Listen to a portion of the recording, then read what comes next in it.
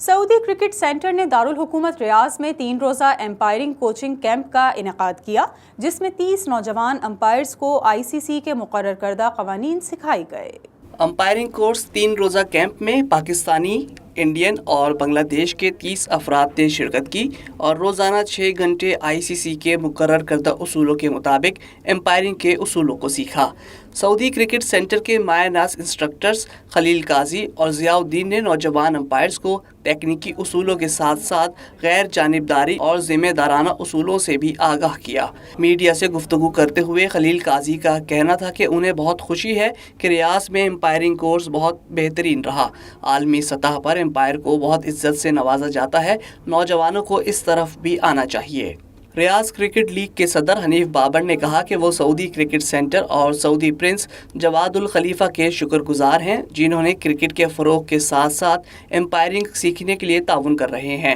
جبکہ کیمپ میں آئے کھلاڑیوں کا کہنا تھا کہ انہیں بہت کچھ سیکھنے کو ملا، کچھ ایسے کرکٹ قوانین سے آشنا ہوئے جو اس سے پہلے ان کو معلوم نہیں تھے۔